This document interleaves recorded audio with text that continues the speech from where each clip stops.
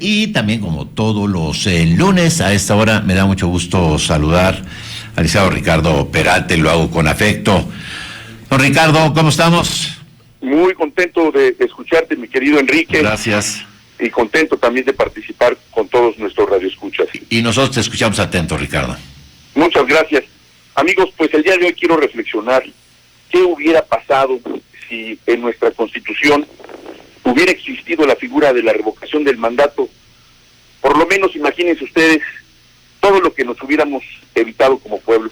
Sobre esto quiero reflexionar unos minutos con ustedes y decirles lo siguiente, que lo que hoy por hoy se trata de lo que se interpreta como la revocación de mandato no es estar evocando un discurso de lo que algunos llaman política populista, o los que en el pasado se les conocía y se les decía como la izquierda recalcitrante.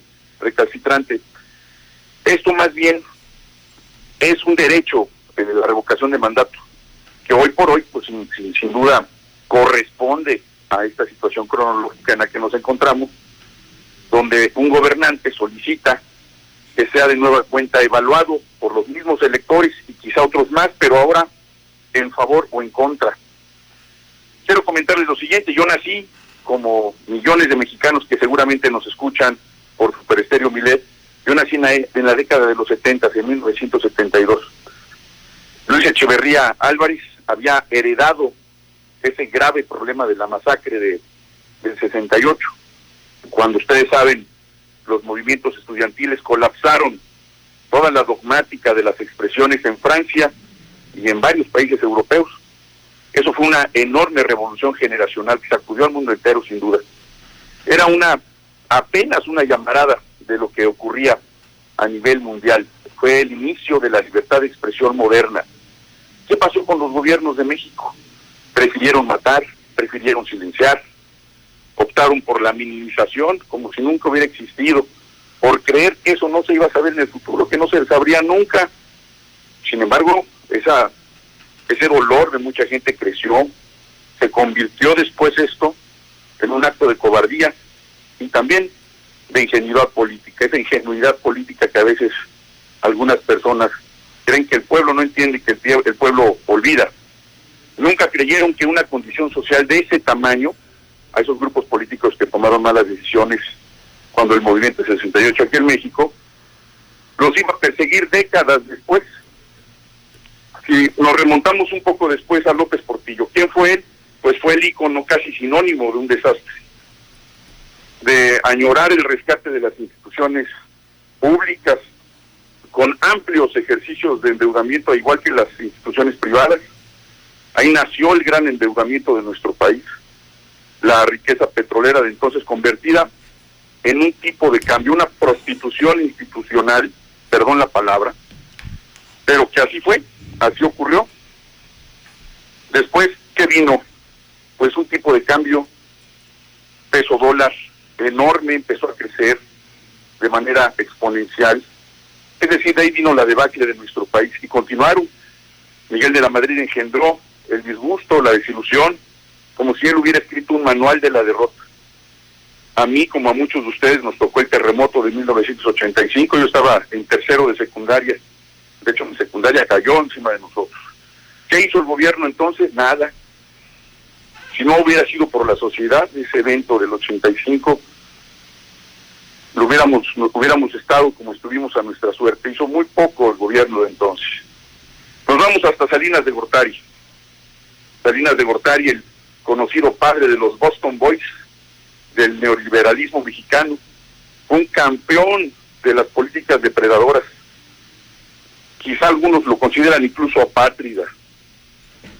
Él, pues hay que justificar algo, que su propia formación no le permitió entender que se encontraba en un terreno totalmente ajeno a lo que dicen las tesis que él aprendió. La teoría nunca se debe aplicar en un campo ajeno a la práctica. En nuestro país, en nuestro amado México, jamás se emprendió un mínimo esfuerzo de entender su condición extrema de precariedad. Simplemente aplicaban sus políticas afectándonos por décadas. Imaginen, amigos, todos los que tendríamos que seguir platicando, el peor presidente de la historia de México, Vicente Fox y Felipe Calderón. Ya de los demás ni hablo porque son intrascendentes. Imagínense si hubiéramos tenido la posibilidad de haberlos revocado a todos estos que hicieron tanto daño al país. Hoy es un derecho constitucional para que las personas que deseen hacer valer este derecho de democracia participativa acudan a la revocación de mandato. El presidente López Obrador lo propuso, recuerden ustedes, desde campaña, lo propició en el Congreso y hoy es una realidad. La revocación de mandato asume, desde el punto de vista jurídico, político, social, una nueva costumbre que nos puede hacer cambiar las definiciones históricas y prever que otra vez nos vuelva a ocurrir lo que pasó en los años pasados, en las décadas anteriores, amigos. Hoy por hoy tenemos la posibilidad de cambiar esto. Estas desavenencias del pasado empobrecieron a millones de mexicanos, a generaciones enteras. Y también pues existe la frustración, o existió la frustración que genera no poder hacer nada frente a un mal gobierno. Antes, amigos, quedaban las armas, el uso de la violencia para definir estas actividades democráticas. Hoy tenemos las urnas. Hay algunos medios de información que siguen utilizando sus artimañas de la infodemia, pero con su actuar solamente están fecundando una barrera crítica e inteligente que está hecha a prueba de misiles calumniosos.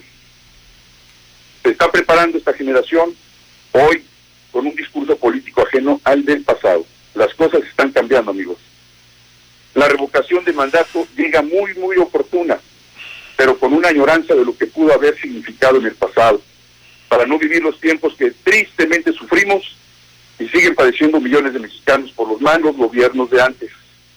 Veremos de qué están hechos los liderazgos, de qué está hecha también nuestra sociedad. Y esto no es un acto de ego, es la expresión de la caducidad que tienen todos los liderazgos.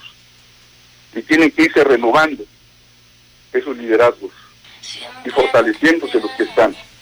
Amigos, hasta aquí mi reflexión de todos los lunes. Un abrazo a nivel nacional e internacional. Un abrazo para ti, Enrique Lascano. Muchas gracias por la oportunidad. Gracias, maestro Ricardo Peralta. Todos los lunes aquí en Super Estéreo Vilet, línea en alta tensión. Tiempo para hacer una pausa.